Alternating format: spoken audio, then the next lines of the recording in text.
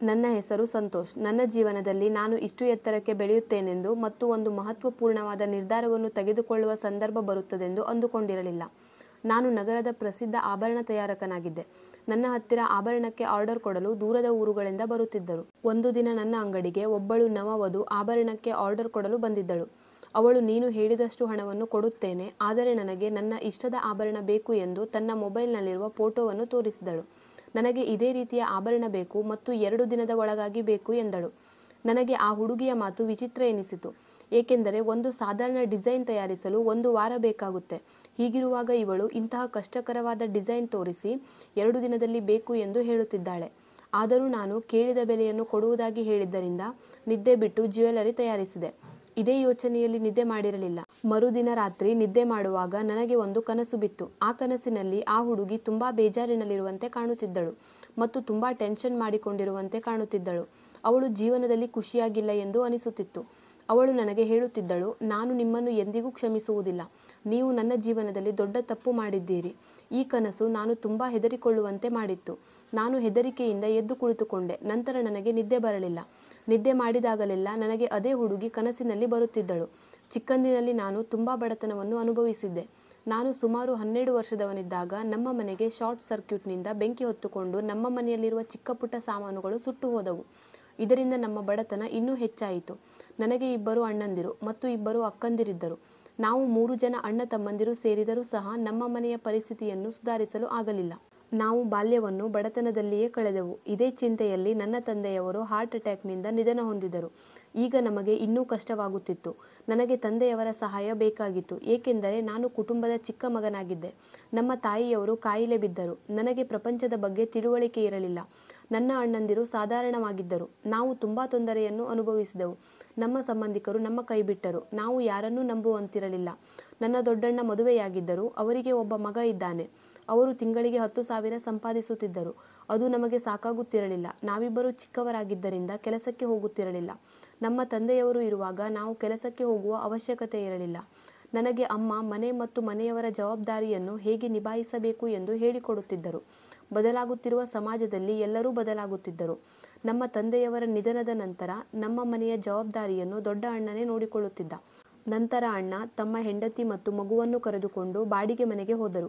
ಈಗ ನಾವಿಬ್ಬರೇ ಅಣ್ಣ ತಮ್ಮಂದಿರಿದ್ದೆವು. ಕೆಲವು ವರ್ಷಗಳ ನಂತರ ನನ್ನ ಇನ್ನೊಬ್ಬ ಅಣ್ಣನು ಇಷ್ಟಪಟ್ಟು ಮದುವೆಯಾಗಿ ನನ್ನ ದೊಡ್ಡ ಅಣ್ಣನ ಹಾಗೆ ಹೆಂಡತಿಯನ್ನು ಕರೆದುಕೊಂಡು ಬೇರೆ ಮನೆಯಲ್ಲಿ ವಾಸಿಸತೊಡಗಿದನು.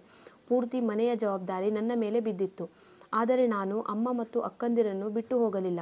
ಬದಲಾಗುತ್ತಿರುವ ಜಗತ್ತಿನಲ್ಲಿ ಜನರು ಹೇಗೆ ಬದಲಾಗುತ್ತಿದ್ದಾರೆ ಎಂದು ನಾನು ನೋಡಿದ್ದೆ. ಈಗ ನನಗೆ ನನ್ನ ಮತ್ತು ನನ್ನ ಅಣ್ಣಂದಿರ ನಡುವೆ ಇರುವ ವ್ಯತ್ಯಾಸ ತಿಳಿದುಕೊಳ್ಳುವ ಸಮಯವಾಗಿತ್ತು. ಅಮ್ಮ ಪದೇ ಪದೇ ಹೇಳುತ್ತಿದ್ದ ಮಾತುಗಳು ನನಗೆ ನೆನಪಾಗುತ್ತಿತ್ತು. ಈ ಸಮಾಜ ಕೆಟ್ಟು ಹೋಗಿದೆ. ಇಲ್ಲಿ ಹಣಕ್ಕೆ ಮಾತ್ರ ಬೆಲೆ. ನಮ್ಮವರು ಎನಿಸಿಕೊಂಡವರು ನಮಗೆ ಕಷ್ಟ ಕಾಲದಲ್ಲಿ ಆಗುವುದಿಲ್ಲ. ಈ ಕೆಟ್ಟು ಹೋದ ಸಮಾಜದ ಬಗ್ಗೆ ನನಗೆ ನೋವಿತ್ತು. ನನಗೆ ಆಗ ಆಟ ಆಡುವ ವಯಸ್ಸು. ನನ್ನ ಚಿಕ್ಕ ವಯಸ್ಸಿನಲ್ಲಿ ಅಮ್ಮ ನನಗೆ ದೊಡ್ಡ ದೊಡ್ಡ ಮಾತುಗಳನ್ನು ಕಲಿಸುತ್ತಿದ್ದಳು. ನಾನು ಅಣ್ಣಂದಿರು ಮತ್ತು ಸಂಬಂಧಿಕರನ್ನು ನೋಡಿ ಜವಾಬ್ದಾರಿಯಿಂದ ಕಳಚಿಕೊಳ್ಳಬಾರದು ಎನ್ನುವುದನ್ನು ಕಲಿತುಕೊಂಡಿದ್ದೆ. ಇದೇ ಜವಾಬ್ದಾರಿಯ ಕಾರಣದಿಂದ ನಾವು ನಮ್ಮವರಿಂದ ದೂರ ಹೋಗಬೇಕಾಗುತ್ತದೆ. ನನ್ನ ಅಣ್ಣಂದಿರು ಈಗ ನಮ್ಮ ಕಷ್ಟ ಸುಖಗಳನ್ನು ಕೇಳುವುದನ್ನೇ ನಿಲ್ಲಿಸಿದ್ದರು. ನಾನು ಅಣ್ಣಂದಿರಿಂದ ಯಾವುದೇ ರೀತಿಯ ಆಸೆ ಆಕಾಂಕ್ಷೆಗಳನ್ನು ಇಟ್ಟುಕೊಳ್ಳಲಿಲ್ಲ. ನನ್ನ ತಂದೆಯ ಬಳಗ ತುಂಬ ದೊಡ್ಡದಾಗಿತ್ತು. ಅವರು ಇರುವಾಗ ಎಲ್ಲರೂ ಬರುತ್ತಿದ್ದರು. ಆದರೆ ಅವರ ನಂತರ ಎಲ್ಲರೂ ನಮ್ಮಿಂದ ದೂರವಾದರು. ಅಮ್ಮನ ಬಳಗ ಕೂಡ ದೊಡ್ಡದಾಗಿತ್ತು. ಆದರೆ ನಮ್ಮ ಬಡತನ ಮತ್ತು ಕಷ್ಟವನ್ನು ನೋಡಿ ಅವರು ನಮ್ಮಿಂದ ದೂರವಾದರು. ಒಡ ಹುಟ್ಟಿದ ಅಣ್ಣ ತಮ್ಮಂದಿರೇ ನಮ್ಮಿಂದ ದೂರವಾದ ಮೇಲೆ ಇನ್ನು ಸಂಬಂಧಿಕರು ಉಳಿಯುತ್ತಾರೆಯೇ? ಯಾರೂ ಕೂಡ ನಾವು ಯಾವ ಪರಿಸ್ಥಿತಿಯಲ್ಲಿ ಬದುಕುತ್ತಿದ್ದೇವೆಂದು ನೋಡಲಿಲ್ಲ. ನನ್ನ ದೊಡ್ಡ ಅಕ್ಕ ಬಟ್ಟೆ ಹೊಲಿಯುತ್ತಿದ್ದಳು ಮತ್ತು ಚಿಕ್ಕವಳು ಚಿಕ್ಕ ಮಕ್ಕಳಿಗೆ ಟ್ಯೂಷನ್ ತೆಗೆದುಕೊಳ್ಳುತ್ತಿದ್ದಳು. ಹೀಗೆ ನಮ್ಮ ಮನೆಯ ಖರ್ಚು ನಡೆಯುತ್ತಿತ್ತು. ನಾನು ಈ ರೀತಿ ಬದುಕಲು ಇಷ್ಟಪಡಲಿಲ್ಲ. ಹಾಗಾಗಿ ಕಾಸ್ಮೆಟಿಕ್ ಅಂಗಡಿಯನ್ನು ತೆರೆದೆ. ನಾನು ಓದುವುದರಲ್ಲಿ ಸದಾ ಮುಂದೆ ಇರುತ್ತಿದ್ದೆ. ಹಾಗಾಗಿ ತಂದೆಯವರಿಗೆ ನಾನು ಚೆನ್ನಾಗಿ ಓದಿ ಅವರ ಹೆಸರಿಗೆ ಕೀರ್ತಿ ತರಬೇಕೆನ್ನುವ ಆಸೆ ಇತ್ತು. ಆದರೆ ನಮ್ಮ ಇಂದಿನ ಪರಿಸ್ಥಿತಿಯಲ್ಲಿ ವಿದ್ಯಾಭ್ಯಾಸ ಮುಂದುವರಿಸುವುದು ಕಷ್ಟವಾಗಿತ್ತು. ಹಾಗಾಗಿ ನಾನು ನನ್ನ ವಿದ್ಯಾಭ್ಯಾಸವನ್ನು ಅರ್ಧಕ್ಕೆ ನಿಲ್ಲಿಸಿದೆ. ನಾನು ಸ್ವಲ್ಪ ಹಣವನ್ನು ಕೂಡಿಟ್ಟು ಕಾಸ್ಮೆಟಿಕ್ ಸಾಮಾನುಗಳನ್ನು ಇಟ್ಟುಕೊಂಡು ವ್ಯಾಪಾರ ಮಾಡಲು ಪ್ರಾರಂಭಿಸಿದೆ. ಆದರೆ ಇದರಿಂದ ಕೇವಲ 20 ರಿಂದ 25 ರೂಪಾಯಿ ದಿನಕ್ಕೆ ಸಂಪಾದನೆ ಮಾಡುತ್ತಿದ್ದೆ. ಇಲ್ಲಿ ವಾಸ ಮಾಡುತ್ತಿದ್ದ ಹೆಂಗಸರು ಬ್ರಾಂಡೆಡ್ ಕಂಪನಿಯ ಕಾಸ್ಮೆಟಿಕ್ ಕೇಳುತ್ತಿದ್ದರು. ಆದರೆ ನಾನು ಲೋಕಲ್ ಕಾಸ್ಮೆಟಿಕ್ ಮಾರಾಟ ಮಾಡುತ್ತಿದ್ದೆ. ಹೀಗಾಗಿ ನನ್ನ ಅಂಗಡಿಯ ವ್ಯಾಪಾರ ಕಡಿಮೆಯಾಗಿತ್ತು. ನಾನು ದಿನಪೂರ್ತಿ ಖಾಲಿ ಕುಳಿತಿರುತ್ತಿದ್ದೆ. ದಿನಕ್ಕೆ ಒಬ್ಬರೋ ಇಬ್ಬರೋ ಬಂದು ಒಂದೆರಡು ಸಾಮಾನುಗಳನ್ನು ತೆಗೆದುಕೊಂಡು ಹೋಗುತ್ತಿದ್ದರು. ನಾನು ದಿನಪೂರ್ತಿ ಅಂಗಡಿಯಲ್ಲೇ ಕಳೆಯುತ್ತಿದ್ದೆ. ಹೀಗೆ ನಮ್ಮ ಜೀವನ ಸಾಗುತ್ತಿತ್ತು.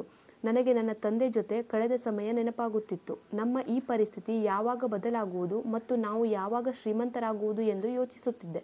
ನಮ್ಮ ಬಡತನದಿಂದ ನಮ್ಮ ಸಂಬಂಧಿಕರೆಲ್ಲ ನಮ್ಮಿಂದ ದೂರವಾಗಿದ್ದರು. ಯಾರೂ ನಮ್ಮನ್ನು ಇಷ್ಟಪಡುತ್ತಿರಲಿಲ್ಲ. ಯಾರ ಬಳಿ ಹಣವಿದೆಯೋ ಅವರ ಬಳಿ ಸಂಬಂಧಿಕರು ಹೋಗುತ್ತಾರೆ. ನನ್ನ ಅಣ್ಣಂದಿರ ಜೀವನ ಚೆನ್ನಾಗಿ ನಡೆಯುತ್ತಿತ್ತು, ಏಕೆಂದರೆ ಅವರು ಚೆನ್ನಾಗಿ ಸಂಪಾದನೆ ಮಾಡುತ್ತಿದ್ದರು. ಆದ್ದರಿಂದ ಸಂಬಂಧಿಕರು ಅವರ ಮನೆಗೆ ಹೋಗುತ್ತಿದ್ದರು. ಅಣ್ಣಂದಿರು ನಮ್ಮನ್ನೆಲ್ಲ ಮರೆತೇ ಬಿಟ್ಟಿದ್ದರು. ಅಮ್ಮನಿಗೆ ನನ್ನ ಮೇಲೆ ತುಂಬ ನಂಬಿಕೆ ಇತ್ತು. ಆದರೆ ಅಮ್ಮ ನನ್ನ ಅಣ್ಣಂದಿರು ಈ ರೀತಿ ಬದಲಾಗುತ್ತಾರೆಂದು ಅಂದುಕೊಂಡಿರಲಿಲ್ಲ. ಅಪ್ಪ ಇರುವಾಗ ಅವರಿಗೆ ಇಷ್ಟು ಧೈರ್ಯ ಇರಲಿಲ್ಲ. ಅವರು ಜೋರಾಗಿ ಮಾತನಾಡಲು ಕೂಡ ಹೆದರುತ್ತಿದ್ದರು. ಆದರೆ ಇಂದು ಅವರು ಬೇರೆ ಸಂಸಾರ ಮಾಡಿಕೊಂಡಿದ್ದರು ಮತ್ತು ನಮ್ಮತ್ತ ತಿರುಗಿಯೂ ನೋಡುತ್ತಿರಲಿಲ್ಲ. ಅಕ್ಕಂದಿರ ಪರಿಸ್ಥಿತಿಯೂ ಕೂಡ ತುಂಬ ಕೆಟ್ಟದಾಗಿತ್ತು, ಏಕೆಂದರೆ ಅವರು ತುಂಬ ಕಷ್ಟಪಡುತ್ತಿದ್ದರು. ಅವರು ಎಷ್ಟು ದುಡಿದರೂ ಮನೆಯ ಖರ್ಚಿಗೆ ಸಾಕಾಗುತ್ತಿರಲಿಲ್ಲ. ನಾನು ಕೆಲಸ ಹುಡುಕಿಕೊಂಡು ಹೋದರೆ ನನ್ನ ವಯಸ್ಸು ನೋಡಿ ನನಗೆ ಯಾರೂ ಕೆಲಸ ಕೊಡುತ್ತಿರಲಿಲ್ಲ. ಒಂದು ದಿನ ನನ್ನ ಗೆಳೆಯನ ತಂದೆಯ ಆಭರಣದ ಅಂಗಡಿಗೆ ಕೆಲಸ ಕೇಳಲು ಹೋದೆ. ಅವರು ನನ್ನ ವಯಸ್ಸು ನೋಡಿ ಕೆಲಸ ಕೊಡಲು ಒಪ್ಪಲಿಲ್ಲ. ನಾನು ತುಂಬ ರಿಕ್ವೆಸ್ಟ್ ಮಾಡಿಕೊಂಡ ನಂತರ ಕೆಲಸ ಕೊಡಲು ಒಪ್ಪಿಕೊಂಡರು. ಕಡಿಮೆ ಸಂಬಳ ಕೊಡುತ್ತಿದ್ದರು, ಆದರೆ ತೊಂದರೆ ಇರಲಿಲ್ಲ, ಏಕೆಂದರೆ ಆ ಹಣ ಮನೆಯ ಖರ್ಚಿಗೆ ಸಾಕಾಗುತ್ತಿತ್ತು. ನನಗೆ ಚಿಕ್ಕ ಪುಟ್ಟ ಕೆಲಸಗಳನ್ನು ಕೊಡುವುದಾಗಿ ಹೇಳಿದ್ದರು. ಮೊದಲನೆಯ ದಿನ ಕೆಲಸಕ್ಕೆ ಹೋಗುವಾಗ ಅಮ್ಮ ಮತ್ತು ಅಕ್ಕಂದಿರ ಕಣ್ಣಲ್ಲಿ ನೀರು ಬಂದಿತ್ತು. ಅವರು ನನ್ನನ್ನು ಅಪ್ಪಿಕೊಂಡು ಅಳುತ್ತಿದ್ದರು. ಆದರೆ ನಾನು ಮನಸ್ಸನ್ನು ಗಟ್ಟಿ ಮಾಡಿಕೊಂಡೆ, ಏಕೆಂದರೆ ನನಗೆ ಅಪ್ಪನ ಕನಸನ್ನು ಪೂರ್ಣ ಮಾಡಲು ಆಗಲಿಲ್ಲ. ಅವರು ನಾನು ತುಂಬ ಓದಿ ದೊಡ್ಡ ಕೆಲಸಕ್ಕೆ ಸೇರಿಕೊಂಡು ದೊಡ್ಡ ವ್ಯಕ್ತಿ ಆಗಬೇಕೆಂದುಕೊಂಡಿದ್ದರು. ಆದರೆ ನನಗೆ ವಿದ್ಯಾಭ್ಯಾಸ ಪೂರ್ಣ ಮಾಡದೆ ಯಾರೂ ಕೆಲಸ ಕೊಡುತ್ತಾರೆ ಮತ್ತು ನಾನು ಹೇಗೆ ಶ್ರೀಮಂತನಾಗುವುದು ಎಂದು ಯೋಚಿಸುತ್ತಾ ನಡೆದೆ. ನಾನು ತುಂಬ ಪ್ರಯತ್ನಪಟ್ಟು ಈ ಕೆಲಸವನ್ನು ಮಾಡಿ ನನ್ನ ಕುಟುಂಬದ ಪರಿಸ್ಥಿತಿಯನ್ನು ಸುಧಾರಿಸಲು ನಿರ್ಧರಿಸಿದ್ದೆ. ಇಂದು ನನ್ನ ತಂದೆಯ ಕನಸು ಅವರೊಂದಿಗೆ ಸಮಾಪ್ತಿಯಾಗಿತ್ತು. ನನ್ನ ಬಾಲ್ಯ ಕಷ್ಟದಲ್ಲೇ ಕಳೆದು ಹೋಗಿತ್ತು. ನನ್ನ ಗೆಳೆಯರು ಓದುತ್ತಿದ್ದರು. ನನಗೆ ಈ ಕೆಲಸದ ಬಗ್ಗೆ ಏನೂ ಗೊತ್ತಿರಲಿಲ್ಲ. ಇಷ್ಟು ಚಿಕ್ಕ ವಯಸ್ಸಿನಲ್ಲಿ ನಾನು ಇನ್ನೂ ಏನೇನು ಕಷ್ಟಗಳನ್ನು ನೋಡಬೇಕೋ ಗೊತ್ತಿಲ್ಲ. ನಾನು ಹೀಗೆ ಯೋಚಿಸುತ್ತಾ ಆಭರಣದ ಅಂಗಡಿಗೆ ಬಂದು ತಲುಪಿದೆ. ಅಲ್ಲಿ ನನಗೆ ಸಾಮಾನುಗಳು ತೆಗೆದುಕೊಂಡು ಬರುವುದು ಮತ್ತು ತೆಗೆದುಕೊಂಡು ಹೋಗುವುದು ಇದೇ ಕೆಲಸವನ್ನು ಕೊಟ್ಟಿದ್ದರು. ಇನ್ನುಳಿದ ಸಮಯದಲ್ಲಿ ನಾನು ಸುಮ್ಮನೆ ಕುಳಿತಿರುತ್ತಿದ್ದೆ. ಮಾಲೀಕರು ನನಗೆ ದಿನಕ್ಕೆ 50ರಿಂದ 100 ರೂಪಾಯಿವರೆಗೆ ಕೊಡುತ್ತಿದ್ದರು. ಇದನ್ನು ತೆಗೆದುಕೊಂಡು ಬಂದು ನಾನು ಅಮ್ಮನ ಕೈಗೆ ಕೊಡುತ್ತಿದ್ದೆ. ಅವರು ಮನೆಯ ಖರ್ಚಿಗೆ ಬಳಸಿಕೊಳ್ಳುತ್ತಿದ್ದರು. ಹೀಗೆ ದಿನಗಳು ಕಳೆಯುತ್ತಿದ್ದವು. ಈಗ ನಾನು ಆಭರಣದ ಅಂಗಡಿಯಲ್ಲಿ ಕೆಲಸ ಮಾಡಲು ಪ್ರಾರಂಭಿಸಿ 6 ವರ್ಷಗಳು ಕಳೆದಿದ್ದವು. ಅಲ್ಲಿ ಆಭರಣಗಳ ಡಿಸೈನ್ ತಯಾರಿಸುತ್ತಿದ್ದರು. ಅದನ್ನು ನಾನು ಆಸಕ್ತಿಯಿಂದ ನೋಡುತ್ತಿದ್ದೆ. ಪ್ರತಿಯೊಬ್ಬರು ಮಾಡುವ ಕೆಲಸ ನನ್ನ ಮನಸ್ಸಿನಲ್ಲಿ ಹಾಗೆ ಉಳಿಯುತ್ತಿತ್ತು. ಹೀಗೆ ದಿನಗಳು ಕಳೆಯುತ್ತಿದ್ದವು. ನಾನು ನಿಧಾನವಾಗಿ ಎಲ್ಲ ಕೆಲಸವನ್ನು ಕಲಿತುಕೊಂಡೆ. ಈಗ ನನಗೆ ಎಲ್ಲವೂ ಅರ್ಥವಾಗುತ್ತಿತ್ತು. ನನಗೆ ದಿನಕ್ಕೆ 100 ರೂಪಾಯಿ ಬದಲಾಗಿ 300 ರೂಪಾಯಿ ಕೊಡುತ್ತಿದ್ದರು. ಈಗ ನನಗೆ 18 ವರ್ಷವಾಗಿತ್ತು. ಒಂದು ದಿನ ಅಂಗಡಿಯ ಮಾಲೀಕರು ತುಂಬ ತೊಂದರೆಯಲ್ಲಿ ಇರುವಂತೆ ಕಾಣುತ್ತಿದ್ದರು, ಯಾಕೆಂದರೆ ಅಂಗಡಿಗೆ ಆಭರಣದ ಡಿಸೈನ್ ತೆಗೆದುಕೊಂಡು ತುಂಬ ಜನ ಬರುತ್ತಿದ್ದರು. ಆದರೆ ಮಾಲೀಕರು ತುಂಬ ಹಳೆಯ ಕಾಲದ ಆಭರಣದ ಡಿಸೈನ್ಗಳನ್ನು ತಯಾರಿಸುತ್ತಿದ್ದರು. ಮಾರ್ಕೆಟ್ನಲ್ಲಿ ಹೊಸ ಹೊಸ ಡಿಸೈನ್ಗಳಿಗೆ ತುಂಬ ಡಿಮ್ಯಾಂಡ್ ಇತ್ತು. ಒಂದು ದಿನ ನಾನು ಮಾಲೀಕರ ಹತ್ತಿರ ಡಿಸೈನ್ ತಯಾರಿಸುವುದಾಗಿ ಹಠ ಮಾಡಿದೆ. ಆದರೆ ಮಾಲೀಕರಿಗೆ ನನ್ನ ಮಾತಿನ ಮೇಲೆ ನಂಬಿಕೆ ಬರಲಿಲ್ಲ. ಆದರೂ ಅವರು ನನಗೆ ಡಿಸೈನ್ ಮಾಡಲು ಅವಕಾಶ ಕೊಟ್ಟರು. ನಾನು ತುಂಬ ಆಸಕ್ತಿಯಿಂದ ಡಿಸೈನ್ ಮಾಡಿದೆ. ಆ ಡಿಸೈನ್ ಮಾಲೀಕರಿಗೆ ತುಂಬ ಇಷ್ಟವಾಯಿತು. ನಾನು ತುಂಬ ಪ್ರಯತ್ನಪಟ್ಟು ಬೇರೆ ಬೇರೆ ರೀತಿಯ ಡಿಸೈನ್ಗಳನ್ನು ತಯಾರಿಸಿದೆ. ಮಾಲೀಕರಿಗೆ ನನ್ನ ಕೆಲಸ ತುಂಬ ಇಷ್ಟವಾಯಿತು. ಈ ರೀತಿ ಮಾಲೀಕರು ನಿಧಾನವಾಗಿ ನನ್ನ ಕೆಲಸದಿಂದ ಖುಷಿಪಟ್ಟು ನನ್ನ ಸಂಬಳವನ್ನು ಹೆಚ್ಚಿಸಿದ್ದರು. ನಮ್ಮ ಮನೆಯ ಪರಿಸ್ಥಿತಿಯು ಸುಧಾರಿಸತೊಡಗಿತು. ನನಗೆ ದಿನಕ್ಕೆ 300 ಬದಲಾಗಿ ತಿಂಗಳಿಗೆ 40,000 ಸಂಬಳ ಕೊಡುತ್ತಿದ್ದರು. ಈಗ ಅಕ್ಕಂದಿರು ಕೆಲಸ ಮಾಡುವ ಅವಶ್ಯಕತೆ ಇರಲಿಲ್ಲ. ನಾನು ಈಗಲೂ ಸಂಬಳವನ್ನು ತೆಗೆದುಕೊಂಡು ಹೋಗಿ ಅಮ್ಮನ ಕೈಗೆ ಕೊಡುತ್ತಿದ್ದೆ. ಅಮ್ಮ ಅಕ್ಕಂದಿರಿಗೋಸ್ಕರ ಆಭರಣಗಳನ್ನು ಕೂಡಿ ಹಾಕುತ್ತಿದ್ದರು. ಇಬ್ಬರು ಅಕ್ಕಂದಿರ ಮದುವೆಯ ವಯಸ್ಸು ದಾಟಿದ್ದರಿಂದ ಅಮ್ಮ ಒಳ್ಳೆಯ ಕಡೆ ಸಂಬಂಧವನ್ನು ನೋಡಿ ಇಬ್ಬರಿಗೂ ಒಂದೇ ಮುಹೂರ್ತದಲ್ಲಿ ಮದುವೆ ಮಾಡಿದರು. ಈಗ ನಾನು ಕೆಲಸ ಮುಗಿಸಿ ಮನೆಗೆ ಬಂದಾಗ ಅಮ್ಮ ನನ್ನನ್ನು ನೋಡಿ ತುಂಬ ಖುಷಿ ಪಡುತ್ತಿದ್ದರು. ಅವರ ಖುಷಿಯನ್ನು ನೋಡಿ ನನಗೆ ನನ್ನ ಎಲ್ಲ ಕಷ್ಟಗಳು ಮರೆತು ಹೋಗಿದ್ದವು. ನಾನು ಇಲ್ಲಿಯವರೆಗೆ ಕಷ್ಟಪಟ್ಟಿದ್ದಕ್ಕೂ ಸಾರ್ಥಕವಾಗಿತ್ತು. ಇಷ್ಟು ವರ್ಷದಿಂದ ನಾನು ಮಾಡುತ್ತಿದ್ದ ಕೆಲಸದಿಂದ ಇಂದು ನಮ್ಮ ಮನೆಯ ಪರಿಸ್ಥಿತಿಯು ಸುಧಾರಿಸಿತ್ತು. ಮಾಲೀಕರ ಆರೋಗ್ಯ ಸರಿಯಿಲ್ಲದಿರುವ ಕಾರಣ ಅವರು ಎಲ್ಲ ಕೆಲಸದ ಜವಾಬ್ದಾರಿಯನ್ನು ನನಗೆ ವಹಿಸಿಕೊಟ್ಟರು. ಅವರ ಮಗ ಹೆಚ್ಚಿನ ವಿದ್ಯಾಭ್ಯಾಸಕ್ಕಾಗಿ ಅಮೆರಿಕಾಗೆ ಹೋಗಿದ್ದರು. ನನ್ನ ಜೀವನ ಹೀಗೆ ನಡೆಯುತ್ತಿತ್ತು. ನನಗೆ ಈಗ 24 ವರ್ಷವಾಗಿತ್ತು. ನನ್ನ ಇಬ್ಬರು ಅಕ್ಕಂದಿರು ಅವರ ಗಂಡನ ಮನೆಯಲ್ಲಿ ಸುಖವಾಗಿ ಸಂಸಾರ ಮಾಡುತ್ತಿದ್ದರು. 12 ವರ್ಷದಿಂದ 24 ವರ್ಷದವರೆಗಿನ ನನ್ನ ಜೀವನ ತುಂಬ ಪರಿಶ್ರಮದಿಂದ ಕೂಡಿತ್ತು. ಅಕಸ್ಮಾತ್ ಆಗಿ ಒಂದು ದಿನ ಮಾಲೀಕರ ನಿಧನವಾಯಿತು. ನನ್ನ ಗೆಳೆಯ ಅರವಿಂದ್ ಮಾಲೀಕರಿಗೆ ಒಬ್ಬನೇ ಮಗನಾಗಿದ್ದನು. ಮಾಲೀಕರ ಹೆಂಡತಿಯೂ ಬದುಕಿರಲಿಲ್ಲ. ನನ್ನ ಗೆಳೆಯ ಮನೆಗೆ ಬಂದು ಮಾಲೀಕರ ಎಲ್ಲ ವ್ಯವಹಾರವನ್ನು ಅವನೇ ನೋಡಿಕೊಂಡನು. ನಾನು ಸ್ವಲ್ಪ ಹಣವನ್ನು ಕೂಡಿಟ್ಟುಕೊಂಡಿದ್ದೆ ಮತ್ತು ಒಂದು ಅಂಗಡಿಯನ್ನು ಬಾಡಿಗೆಗೆ ತೆಗೆದುಕೊಂಡು ನಾನು ಕೂಡ ಒಂದು ಆಭರಣದ ಅಂಗಡಿಯನ್ನು ಹಾಕಿದೆ. ನನ್ನ ಜ್ಯುವೆಲರಿ ಶಾಪ್ ಎಷ್ಟು ಫೇಮಸ್ ಆಯಿತೆಂದರೆ ದೂರದಿಂದ ಜನರು ನನ್ನ ಹತ್ತಿರ ಜ್ಯುವೆಲರಿ ಆರ್ಡರ್ ಕೊಡಲು ಬರುತ್ತಿದ್ದರು. ನನ್ನ ಜೀವನ ಪೂರ್ತಿಯಾಗಿ ಬದಲಾಯಿತು ಮತ್ತು ನನ್ನ ಜೀವನದಲ್ಲಿ ಖುಷಿ ವಾಪಸ್ ಬಂದಿತ್ತು. ನಾನು ತೆಗೆದುಕೊಂಡಿದ್ದ ಬಾಡಿಗೆ ಅಂಗಡಿಯನ್ನು ಸ್ವಂತಕ್ಕೆ ತೆಗೆದುಕೊಂಡೆ. ಅದರ ನಂತರ ಇನ್ನೂ 2 ಅಂಗಡಿಯನ್ನು ಖರೀದಿಸಿದೆ. ತದನಂತರ ನಾನು ಬಹುದೊಡ್ಡ ಆಭರಣ ತಯಾರಕನಾದೆ. ಈ ನಗರದಲ್ಲಿ ನನಗೆ ತುಂಬ ದೊಡ್ಡ ಹೆಸರಿತ್ತು. ಜನರು ನನ್ನ ಅಂಗಡಿಯಲ್ಲಿ ತುಂಬ ಒಳ್ಳೆಯ ಡಿಸೈನ್ ಕಡಿಮೆ ಬೆಲೆಯಲ್ಲಿ ಸಿಗುತ್ತದೆ ಎಂದು ಹೇಳುತ್ತಿದ್ದರು. ಈಗ ನಾನು ಸಿಂಪಲ್ ಡಿಸೈನನ್ನು ಬಿಟ್ಟು ಆಧುನಿಕ ಡಿಸೈನ್ ಆಭರಣಗಳನ್ನು ತಯಾರಿಸುತ್ತಿದ್ದೆ. ಮದುವೆ ಸೀಸನ್ನಲ್ಲಿ ಹೆಚ್ಚು ಬೆಲೆ ಬಾಳುವ ಆಭರಣಗಳಿಗೆ ಡಿಮ್ಯಾಂಡ್ ಇತ್ತು. ಹೀಗಾಗಿ ನಾನು ಸಿಂಪಲ್ ಮತ್ತು ಹೆವಿ ಡಿಸೈನ್ 2 ರೀತಿಯ ಜ್ಯುವೆಲರಿಗಳನ್ನು ತಯಾರಿಸಲು ಶುರು ಮಾಡಿದೆ. ನನ್ನ ಈ ಕೆಲಸದಲ್ಲಿ ನನಗೆ ತುಂಬ ಖುಷಿ ಇತ್ತು. ಜನರು ಆರ್ಡರ್ ಪ್ರಕಾರ ಆಭರಣಗಳನ್ನು ಮಾಡಿಕೊಟ್ಟರೆ ನಾನು ಹೇಳಿದ ಬೆಲೆಯನ್ನು ಕೊಟ್ಟು ತೆಗೆದುಕೊಂಡು ಹೋಗುತ್ತಿದ್ದರು. ನನ್ನ ಜ್ಯುವೆಲರಿ ಶಾಪ್ ದೂರ ದೂರದವರೆಗೂ ಪ್ರಸಿದ್ಧಿ ಪಡೆದಿತ್ತು. ಲಕ್ಷ ಕೋಟಿ ರೂಪಾಯಿಯ ಸೀರೆಯನ್ನು ತೆಗೆದುಕೊಳ್ಳುತ್ತಿದ್ದ ಶ್ರೀಮಂತ ಮಹಿಳೆಯರು ಕೂಡ ನನ್ನ ಬಳಿ ಜ್ಯುವೆಲರಿಯನ್ನು ತೆಗೆದುಕೊಳ್ಳಲು ಬರುತ್ತಿದ್ದರು. ಹೀಗೆ ನನ್ನ ಪ್ರತಿಭೆಯ ನಕ್ಷತ್ರ ಮಿನುಗುತ್ತಿತ್ತು. ಹೀಗೆ ನನ್ನ ವ್ಯವಹಾರವೂ ಕೂಡ ದೊಡ್ಡದಾಗುತ್ತಾ ಹೋಯಿತು. ನಾನು ಹೆಚ್ಚು ಓದಬೇಕೆನ್ನುವುದು ನನ್ನ ತಂದೆಯ ಕನಸಾಗಿತ್ತು. ಆದರೆ ಅದು ಪೂರ್ತಿಯಾಗಲಿಲ್ಲ. ಆದರೆ ಅವರ ಒಂದು ಕನಸನ್ನು ನಾನು ಪೂರೈಸಿದೆ. ಅವರಿಗೆ ಸಮಾಜದಲ್ಲಿ ನಾನೊಬ್ಬ ದೊಡ್ಡ ವ್ಯಕ್ತಿಯಾಗಬೇಕೆಂಬ ಆಸೆ ಇತ್ತು. ಅದನ್ನು ನಾನು ಪೂರೈಸಿದೆ. ಮನೆಯಲ್ಲಿ ಯಾವ ವಸ್ತುವಿಗೂ ಕೊರತೆ ಇರಲಿಲ್ಲ. ದೊಡ್ಡ ದೊಡ್ಡ ಕಂಪನಿಯವರು ಸಹ ನನ್ನನ್ನು ಕಾಂಟ್ಯಾಕ್ಟ್ ಮಾಡುತ್ತಿದ್ದರು ಮತ್ತು ಅವರ ಕಂಪನಿಗಳಿಗೆ ನಾನು ಮಾಡಿದ ಡಿಸೈನನ್ನು ಸಪ್ಲೈ ಮಾಡುತ್ತಿದ್ದೆ. ನಾನು ಬೇರೆ ಬೇರೆ ನಗರಗಳಲ್ಲಿ 2-3 ಶೋರೂಮ್ಗಳ ಬ್ರಾಂಚ್ ಓಪನ್ ಮಾಡಿದೆ. ನಾನು ತುಂಬ ಜನರನ್ನು ಕೆಲಸಕ್ಕೆ ಇಟ್ಟುಕೊಂಡೆ. ಈಗ ನಾನು ಕೇವಲ ಡಿಸೈನ್ ಮಾತ್ರ ತಯಾರಿಸುತ್ತಿದ್ದೆ. ಬೇರೆ ಎಲ್ಲ ಕೆಲಸವನ್ನು ನನ್ನ ನೌಕರರೇ ನೋಡಿಕೊಳ್ಳುತ್ತಿದ್ದರು. ದೀಪಾವಳಿ ಮತ್ತು ಇನ್ನಿತರ ಹಬ್ಬದ ಸಮಯದಲ್ಲಿ ನನ್ನ ಎಲ್ಲ ಶೋರೂಮ್ಗಳಲ್ಲಿ ಜನರು ದಿನದ 24 ಗಂಟೆಯೂ ತುಂಬಿರುತ್ತಿದ್ದರು. ಈಗ ನನ್ನ ಹತ್ತಿರ ಎಷ್ಟು ದುಡ್ಡಿತ್ತೆಂದರೆ ಪ್ರತಿಯೊಂದು ಹಬ್ಬಕ್ಕೂ ಅಕ್ಕಂದಿರ ಮನೆಗೆ ಮನೆಯ ಎಲ್ಲ ಸಾಮಗ್ರಿಗಳನ್ನು ಕಳುಹಿಸುತ್ತಿದ್ದೆ. ಅಕ್ಕಂದಿರು ಅವರ ಮನೆಯಲ್ಲಿ ತುಂಬ ಗೌರವದಿಂದ ಬದುಕುತ್ತಿದ್ದರು. ಈಗ ಅಕ್ಕಂದಿರ ಜೀವನದಲ್ಲಿ ಖುಷಿಯೂ ಡಬಲ್ ಆಗಿತ್ತು. ಇದರಿಂದ ಅಕ್ಕಂದಿರ ಕುಟುಂಬದಲ್ಲಿ ಅವರಿಗೆ ಗೌರವವೂ ಇನ್ನೂ ಹೆಚ್ಚಾಯಿತು. ಅಣ್ಣಂದಿರು ಸಹ ಈಗ ನಮ್ಮ ಮನೆಗೆ ಬರುವುದು ಹೋಗುವುದು ಮಾಡುತ್ತಿದ್ದರು. ನಾನು ಅಣ್ಣಂದಿರಿಗೆ ಏನೂ ಹೇಳಲಿಲ್ಲ, ಏಕೆಂದರೆ ಅವರು ನನ್ನ ಅಣ್ಣಂದಿರಾಗುವುದರ ಜೊತೆಗೆ ನಾವು ಒಂದೇ ತಾಯಿಯ ಮಕ್ಕಳಾಗಿದ್ದೆವು. ಅವರು ನನ್ನ ಮನೆಗೆ ಬರುವುದರಿಂದ ನನಗೆ ಯಾವುದೇ ತೊಂದರೆ ಇರಲಿಲ್ಲ. ನನ್ನ ಮನಸ್ಸು ಕೂಡ ಈಗ ತುಂಬ ಹಗುರವಾಗಿತ್ತು. ಅಕ್ಕ ಮತ್ತು ಅಮ್ಮನಿಗೆ ಅಣ್ಣಂದಿರು ನಮ್ಮ ಮನೆಗೆ ಬರುವುದರಿಂದ ತುಂಬ ಖುಷಿಯಾಗುತ್ತಿತ್ತು. ಆದರೆ ಅಮ್ಮ ನನಗೀಗ ಮದುವೆ ಮಾಡಲು ಇಚ್ಛಿಸುತ್ತಿದ್ದಳು. ಅಮ್ಮ ನನಗೆ ಮದುವೆ ಮಾಡಿಕೊಳ್ಳುವಂತೆ ಒತ್ತಾಯಿಸುತ್ತಿದ್ದಳು. ಆದರೆ ನನಗೆ ಮದುವೆ ಮಾಡಿಕೊಳ್ಳಲು ಮನಸ್ಸಿರಲಿಲ್ಲ, ಏಕೆಂದರೆ ನಾನು ಇನ್ನೂ ಹೆಚ್ಚು ಸಾಧಿಸಬೇಕೆನ್ನುವುದು ನನ್ನ ಉದ್ದೇಶವಾಗಿತ್ತು. ಆದರೆ ಅಮ್ಮ ಹೇಳಿದಳು, ನಾನು ನಿನಗಾಗಿ ಹುಡುಗಿಯನ್ನು ಹುಡುಕುತ್ತೇನೆ. ನೀನು ಹುಡುಗಿಯನ್ನು ಹುಡುಕಲು ನನಗೆ ಪರ್ಮಿಷನ್ ಕೊಡು. ನೀನು ಈಗ ಮತ್ತು ಮುಂದೆಯೂ ನನ್ನ ಎಲ್ಲ ಮಾತನ್ನು ಒಪ್ಪಿಕೊಳ್ಳುತ್ತೀಯ ಎಂದು ಅಂದುಕೊಂಡಿದ್ದೇನೆ ಎನ್ನುತ್ತಾ ಒಂದು ದಿನ ಅಮ್ಮ ತುಂಬ ಹಠ ಮಾಡುತ್ತಿದ್ದಳು ಮತ್ತು ಅಳುತ್ತಿದ್ದಳು. ನಾನು ಈ ಮನೆಯಲ್ಲಿ ಈಗ ಒಬ್ಬಳೇ ಇರುತ್ತೇನೆ. ನಿನ್ನ ಅಕ್ಕಂದಿರ ಮದುವೆಯೂ ಕೂಡ ಆಗಿ ಹೋಗಿದೆ. ದೊಡ್ಡ ಸೊಸೆಯಂದಿರು ಇಲ್ಲಿ ಬಂದು ಉಳಿದುಕೊಳ್ಳುವುದು ನನಗೆ ಇಷ್ಟವಿಲ್ಲ, ಏಕೆಂದರೆ ಅವರು ನಮ್ಮ ಕಷ್ಟದ ಸಮಯದಲ್ಲಿ ನಮಗೆ ಸಹಾಯ ಮಾಡಲಿಲ್ಲ. ಈಗ ನಾನು ನನ್ನ ಕೊನೆಯ ಮತ್ತು ಪ್ರೀತಿಯ ಮಗನ ಮದುವೆಯನ್ನು ನೋಡಲು ಇಷ್ಟಪಡುತ್ತಿದ್ದೇನೆ ಎನ್ನುತ್ತಾ ಮುಂದೆ ಅಮ್ಮ ಹೇಳಿದ ಮಾತು ಕೇಳಿ ನನಗೆ ಸಿಡಿಲು ಬಡಿದಂತಾಯಿತು. ಅದೇನೆಂದರೆ, ನಿನ್ನ ದೊಡ್ಡ ಅತ್ತಿಗೆ ತಂಗಿಯನ್ನು ನೀನು ಮದುವೆ ಮಾಡಿಕೊ. ನಿನ್ನ ದೊಡ್ಡ ಅಣ್ಣನ ಮದುವೆಯಾದಾಗ ನಿನ್ನ ಅಪ್ಪ ನಿನ್ನ ಅತ್ತಿಗೆ ತಂಗಿಯ ಜೊತೆಗೆ ನಿನ್ನ ಮದುವೆಯನ್ನು ಫಿಕ್ಸ್ ಮಾಡಿದ್ದರು. ಈಗ ನಿನ್ನ ಅತ್ತಿಗೆ ಮತ್ತು ಅವರ ಮನೆಯವರು ಅವರ ತಂಗಿಯ ಜೊತೆ ನಿನ್ನ ಮದುವೆ ಮಾಡಲು ಮುಂದಾಗಿದ್ದಾರೆ. ಆದರೆ ನಾನು ಈ ಮದುವೆಗೆ ತಯಾರಿರಲಿಲ್ಲ, ಏಕೆಂದರೆ ಅತ್ತಿಗೆ ಮದುವೆಯ ನಂತರ ಅಣ್ಣನನ್ನು ಕರೆದುಕೊಂಡು ಹೋಗಿ ಬೇರೆ ಮನೆ ಮಾಡಿಕೊಂಡಿದ್ದಳು. ಹಾಗೆಯೇ ಅವಳ ತಂಗಿಯನ್ನು ಮದುವೆ ಮಾಡಿಕೊಂಡರೆ ಅವಳೂ ಸಹ ಅಮ್ಮನನ್ನು ನನ್ನಿಂದ ದೂರ ಮಾಡುವ ಸಂಭವವಿದೆ. ಅದು ನಾನು ಚಿಕ್ಕವನಿರುವಾಗಿನ ಮಾತಾಗಿತ್ತು ಮತ್ತು ಅದು ಚಿಕ್ಕಂದಿನಲ್ಲಿಯೇ ಮುಗಿದು ಹೋಯಿತು. ನನಗೆ ಇಲ್ಲಿಯವರೆಗೂ ಅತ್ತಿಗೆ ಮತ್ತು ಅಣ್ಣನ ತಪ್ಪನ್ನು ಕ್ಷಮಿಸಲು ಸಾಧ್ಯವಾಗಲಿಲ್ಲ. ಹೀಗಿರುವಾಗ ಅವಳ ತಂಗಿಯನ್ನು ಹೇಗೆ ಮದುವೆಯಾಗಲಿ? ಅಮ್ಮ ಹೇಳುತ್ತಿದ್ದಳು, ಮಗನೇ, ಇದು ನಿನ್ನ ಅಪ್ಪಾಜಿ ನಿಶ್ಚಯ ಮಾಡಿರುವ ಮದುವೆ, ಏಕೆಂದರೆ ಅವರಿಗೆ ನಿನ್ನ ಅತ್ತಿಗೆ ಮತ್ತು ಅವಳ ತಂಗಿ ಇಬ್ಬರೂ ಇಷ್ಟವಾಗಿದ್ದರು ಮತ್ತು ನಿನ್ನ ಅತ್ತಿಗೆಯ ತಂಗಿ ನಿನ್ನ ವಯಸ್ಸಿನವಳಾಗಿದ್ದಳು. ಅವಳು ನೋಡಲು ಅಷ್ಟೇನು ಸುಂದರವಾಗಿರಲಿಲ್ಲ. ಆದರೆ ಅವಳು ನಿನ್ನ ಅಣ್ಣನ ಮದುವೆಯಲ್ಲಿ ಮಾಡಿದ ಕೆಲವೊಂದು ಜವಾಬ್ದಾರಿಯುತ ಕೆಲಸವನ್ನು ನೋಡಿ ನಿಮ್ಮ ತಂದೆಯವರು ನಿನ್ನ ಜೊತೆ ಅವಳ ಮದುವೆಯನ್ನು ಫಿಕ್ಸ್ ಮಾಡಿದ್ದರು. ಆಗ ನಾನು ಅಮ್ಮನಿಗೆ ಹೇಳಿದೆ, ಅದು ಏನೇ ಆಗಿರಲಿ, ನಾನು ಅವಳನ್ನು ಮಾತ್ರ ಮದುವೆಯಾಗುವುದಿಲ್ಲ. ಅಣ್ಣನಾಗಲಿ ಅತ್ತಿಗೆಯಾಗಲಿ ನನ್ನ ಜೊತೆ ಈ ಮಾತನ್ನು ಹೇಳಿರಲಿಲ್ಲ, ಏಕೆಂದರೆ ನಮ್ಮ ಬಡತನವು ಇದಕ್ಕೆ ಕಾರಣವಾಗಿತ್ತು. ಈಗ ನಾವು ಶ್ರೀಮಂತರಾಗಿದ್ದೇವೆ. ಹಾಗಾಗಿ ಅತ್ತಿಗೆ ತನ್ನ ತಂಗಿಯ ಮದುವೆಯನ್ನು ನನ್ನ ಜೊತೆ ಮಾಡಲು ಮುಂದಾಗಿದ್ದಾಳೆ. ನಾನು ಈ ಮದುವೆಗೆ ಒಪ್ಪದೇ ಇದ್ದಿದ್ದರಿಂದ ಅಮ್ಮ ಅತ್ತಿಗೆಯಲ್ಲಿ ಈ ಮದುವೆ ಬೇಡವೆಂದು ಹೇಳಿದ್ದಳು.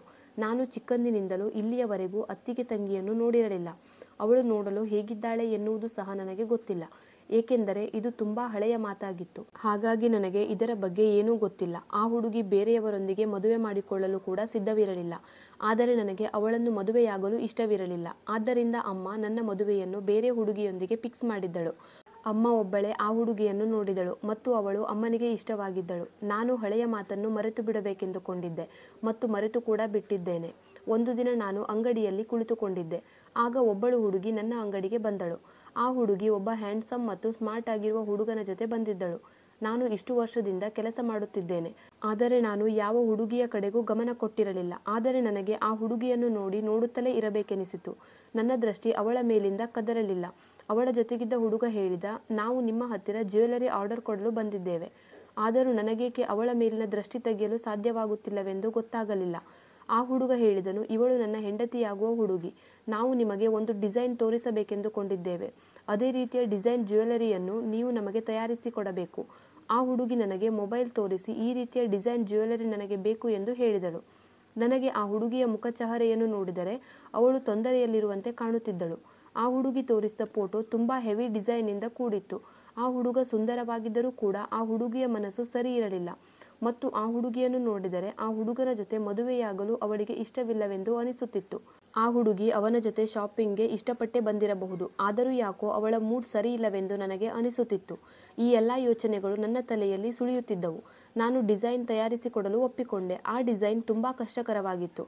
ಆ ದಿನ ಶೋರೂಮಲ್ಲಿ ಯಾರೂ ನೌಕರರು ಕೂಡ ಇರಲಿಲ್ಲ. ಎಲ್ಲರೂ ಒಂದಲ್ಲ ಒಂದು ಕಾರಣದ ಮೇಲೆ ರಜೆಯಲ್ಲಿದ್ದರು.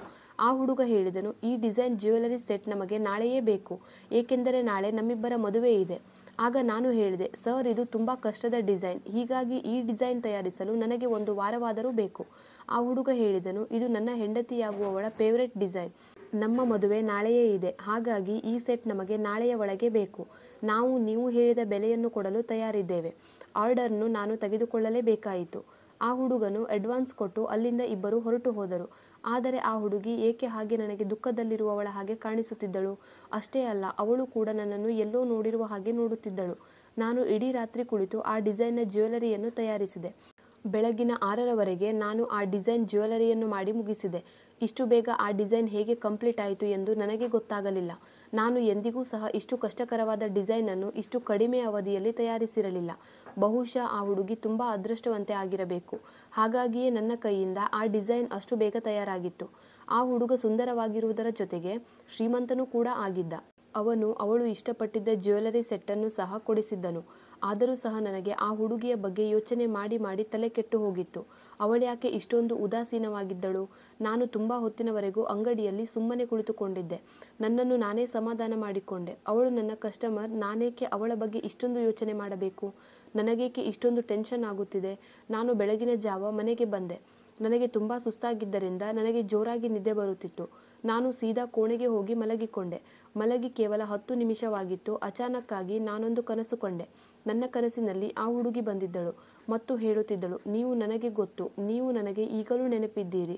ನನಗೆ ನಿದ್ದೆಯಲ್ಲಿಯೂ ಶಾಕ್ ಆಯಿತು. ನಾನು ಗಾಬರಿಯಿಂದ ಎದ್ದು ಕುಳಿತುಕೊಂಡೆ ಮತ್ತು ಈ ಹುಡುಗಿಯ ಜೊತೆ ಏನು ಕನೆಕ್ಷನ್ ಇದೆ ಎಂದು ನಾನು ಯೋಚಿಸತೊಡಗಿದೆ. ನಾನು ಆ ಹುಡುಗಿಯ ಆರ್ಡರನ್ನು ರೆಡಿ ಮಾಡಿಟ್ಟಿದ್ದೆ. ಆದರೆ ಆ ಹುಡುಗಿ ಏಕೆ ಇಷ್ಟೊಂದು ನೆನಪಾಗುತ್ತಿದ್ದಾಳೆ ಎಂದು ನನಗೆ ಗೊತ್ತಿಲ್ಲ. ಆದರೆ ನಾನು ಅವಳಿಗೆ ಹೇಗೆ ಗೊತ್ತು, ನಾವು ಯಾರನ್ನು ನೆನಪಿಸಿಕೊಳ್ಳುತ್ತಿರುತ್ತೇವೆಯೋ ಅವರು ನಮ್ಮ ಕನಸಿನಲ್ಲಿ ಬರುತ್ತಾರೆ ಎಂದು ಕೇಳಿದ್ದೆ. ನಾನು ಮತ್ತೆ ಮಲಗಿದೆ. ಆ ದಿನ ಪೂರ್ತಿ ಮಲಗಿಕೊಂಡೇ ಇದ್ದೆ. ನಂತರ ರಾತ್ರಿಯಾಯಿತು. ಈಗ ಅಂಗಡಿಯನ್ನು ಬಂದ್ ಮಾಡುವ ಸಮಯವಾಗಿತ್ತು. ಕೆಲಸಗಾರರು ಅಂಗಡಿಯನ್ನು ಕ್ಲೋಸ್ ಮಾಡಿರಬಹುದು. ಇದನ್ನೆಲ್ಲ ಯೋಚನೆ ಮಾಡುತ್ತಾ ಮನೆಯಲ್ಲೇ ಕುಳಿತುಕೊಂಡಿದ್ದೆ. ಮಾರನೇ ದಿನ ಬೆಳಿಗ್ಗೆ ಅಂಗಡಿಗೆ ಹೋದೆ. ದಿನಪೂರ್ತಿ ಆ ಹುಡುಗಿ ಬರುವುದನ್ನೇ ಕಾಯುತ್ತಿದ್ದೆ. ಇಂದು ಆ ಹುಡುಗಿ ಆ ಹುಡುಗನ ಜೊತೆ ಜ್ಯುವೆಲರಿ ಸೆಟ್ಟನ್ನು ತೆಗೆದುಕೊಂಡು ಹೋಗಲು ಖಂಡಿತವಾಗಿ ಬರುತ್ತಾಳೆ, ಏಕೆಂದರೆ ಆ ಹುಡುಗ ಹೇಳಿದ್ದನು, ಇಂದು ನಮ್ಮ ಮದುವೆ ಇದೆ ಎಂದು. ದಿನವಿಡೀ ನಾನು ಅವರಿಗಾಗಿ ಕಾಯುತ್ತಿದ್ದೆ, ಆದರೆ ಯಾರೂ ಬರಲಿಲ್ಲ. ಅವರು ಜ್ಯುವೆಲರಿ ಸೆಟ್ಟನ್ನು ತೆಗೆದುಕೊಂಡು ಹೋಗಲು ಬರದೇ ಇರುವುದಕ್ಕೆ ಕಾರಣವೇನು? ಹೀಗೆ 2-3 ದಿನಗಳು ಕಳೆದು ಹೋದವು. ಆದರೆ ಜ್ಯುವೆಲರಿ ಸೆಟ್ ತೆಗೆದುಕೊಂಡು ಹೋಗಲು ಯಾರೂ ಕೂಡ ಬರಲಿಲ್ಲ. ಹೀಗೆ ದಿನಗಳು ಕಳೆದು ಹೋದವು. ಈಗಲೂ ಆ ಜ್ಯುವೆಲರಿ ಸೆಟ್ ಹಾಗೇ ಇಟ್ಟಿದ್ದೆ. ಹತ್ತಿರ 3 ತಿಂಗಳುಗಳೇ ಕಳೆದು ಹೋದವು. ನಮ್ಮ ಮನೆಯಲ್ಲಿ ನನ್ನ ಮದುವೆ ತಯಾರಿಯೂ ನಡೆಯುತ್ತಿತ್ತು. ಅಮ್ಮ ನನಗೆ ಬೇಗನೆ ಮದುವೆ ಮಾಡಬೇಕೆಂದುಕೊಂಡಿದ್ದಳು. ನನ್ನ ಮದುವೆ ಫಿಕ್ಸ್ ಆಗಿದ್ದು ಆ ಹುಡುಗಿಯ ಮನೆಯವರು ಬೇಗ ಮದುವೆ ಮಾಡಬೇಕೆಂದು ಒತ್ತಾಯಿಸುತ್ತಿದ್ದರು ಮತ್ತು ಮದುವೆ ಮುಂದಕ್ಕೆ ಹಾಕಲು ಯಾವುದೇ ಕಾರಣವೂ ಇರಲಿಲ್ಲ. ಹಾಗಾಗಿ ನಾನು ಮದುವೆ ಬೇಡವೆಂದು ಹೇಳಲಿಲ್ಲ. ಹುಡುಗಿಯ ಮನೆಯವರು ಮದುವೆಯ ದಿನಾಂಕವನ್ನು ಗೊತ್ತು ಮಾಡಿದ್ದರು. ಅಮ್ಮ ಮದುವೆಗೆ ಎಲ್ಲ ಸಂಬಂಧಿಕರನ್ನು ಕರೆಯಬೇಕೆಂದುಕೊಂಡಿದ್ದರು. ನಾನು ಎಲ್ಲವನ್ನೂ ಅಮ್ಮನಿಗೆ ಬಿಟ್ಟಿದ್ದೆ. ಅಕ್ಕಂದಿರ ಮದುವೆಯನ್ನು ನಾವು ತುಂಬ ಸಿಂಪಲ್ ಆಗಿ ಮಾಡಿದ್ದೆವು. ಆದರೆ ನನ್ನ ಮದುವೆಯನ್ನು ಅಮ್ಮ ಅದ್ದೂರಿಯಾಗಿ ಮಾಡಬೇಕೆಂದುಕೊಂಡಿದ್ದಳು. ಹೀಗಾಗಿ ಎಲ್ಲ ಸಂಬಂಧಿಕರನ್ನು ಇನ್ವೈಟ್ ಮಾಡಬೇಕೆಂದುಕೊಂಡಿದ್ದಳು. ಅಣ್ಣ ಅತ್ತಿಗೆಯರು ಕೂಡ ಮದುವೆಗೆ 1 ತಿಂಗಳ ಮೊದಲೇ ನಮ್ಮ ಮನೆಗೆ ಬಂದಿದ್ದರು. ಆದರೆ ದೊಡ್ಡ ಅತ್ತಿಗೆಯ ಮನಸ್ಸು ಸರಿ ಇರಲಿಲ್ಲ ಎಂದು ಅನಿಸುತ್ತಿತ್ತು. ಅಣ್ಣ ಅತ್ತಿಗೆಯರು ಬಂದಿದ್ದರಿಂದ ಅಮ್ಮ ಖುಷಿಯಾಗಿದ್ದಳು. ಹೀಗಾಗಿ ನಾನು ಸುಮ್ಮನೇ ಇದ್ದೆ. ಏಕೆಂದರೆ ನನಗೆ ಅಮ್ಮನ ಖುಷಿಯನ್ನು ಹಾಳು ಮಾಡಲು ಇಷ್ಟವಿರಲಿಲ್ಲ. ಆದರೆ ಅಮ್ಮನ ಒಂದು ಮಾತು ನನಗೆ ಆಶ್ಚರ್ಯ ತಂದಿತ್ತು. ಅಮ್ಮ ಹೇಳಿದಳು, ದೊಡ್ಡ ಅತ್ತಿಗೆಯ ತವರು ಮನೆಗೆ ಇನ್ವಿಟೇಷನ್ ಕಾರ್ಡ್ ಕೊಡಲು ನೀನು ನನ್ನ ಜೊತೆ ಬರಬೇಕು. ಏಕೆಂದರೆ ನೀನು ಚಿಕ್ಕವನಿರುವಾಗ ಅವರ ಮಗಳ ಜೊತೆಗೆ ನಿನ್ನ ಮದುವೆಯನ್ನು ಫಿಕ್ಸ್ ಮಾಡಿದ್ದೆವು. ಆದರೆ ಈಗ ಅದನ್ನು ಮುರಿದು ಹಾಕಿದೆವು. ಅವರಿಗೆ ನಮ್ಮ ಮೇಲೆ ಬೇಸರವಿರಬಹುದು. ಅವರ ಮನೆಗೆ ಹೋದರೆ ನಮ್ಮ ಮೇಲಿನ ಬೇಸರ ಕಡಿಮೆಯಾಗಬಹುದು. ಆದರೆ ಅಮ್ಮನ ಜೊತೆ ಹೋಗಲು ನನಗೆ ಇಷ್ಟವಿರಲಿಲ್ಲ. ಹಾಗಾಗಿ ನಾನು ಅಮ್ಮನಿಗೆ ಹೇಳಿದೆ, ನೀನು ಅತ್ತಿಗೆಯನ್ನು ಕರೆದುಕೊಂಡು ಹೋಗು ಎಂದು. ಯಾವುದೇ ಪರಿಸ್ಥಿತಿಯಲ್ಲೂ ಅವರ ಮನೆಗೆ ಹೋಗಲು ನನಗೆ ಇಷ್ಟವಿರಲಿಲ್ಲ. ಏಕೆಂದರೆ ನಾನು ನನ್ನ 2 ಅಣ್ಣಂದಿರು ಮತ್ತು ಅತ್ತಿಗೆಯರೊಂದಿಗೆ ಮಾತನಾಡುತ್ತಿರಲಿಲ್ಲ. ನಾನು ಬರಲು ಒಪ್ಪದೇ ಇದ್ದುದರಿಂದ ಅಮ್ಮ ಮತ್ತು ಅತ್ತಿಗೆ ಇನ್ವಿಟೇಷನ್ ಕಾರ್ಡ್ ಕೊಡಲು ಹೋದರು. ಅತ್ತಿಗೆಯ ತವರು ಮನೆಯವರು ಖುಷಿಯಿಂದ ಇನ್ವಿಟೇಷನ್ ಕಾರ್ಡನ್ನು ತೆಗೆದುಕೊಂಡರಂತೆ. ಪರಿಸ್ಥಿತಿ ಬದಲಾಗುತ್ತಿದ್ದಂತೆ ಸಂಬಂಧಿಕರು ಬದಲಾಗುತ್ತಾರೆ ಎಂದು ನನಗೆ ಅನಿಸಿತು. ನಮ್ಮ ಪೂರ್ತಿ ಮನೆಯು ಮದುವೆಗೆ ಸಿಂಗಾರಗೊಂಡಿತ್ತು. ಅಕ್ಕಂದಿರು ಸಹ ನನ್ನ ಮದುವೆಯಿಂದ ತುಂಬ ಖುಷಿಯಾಗಿದ್ದರು.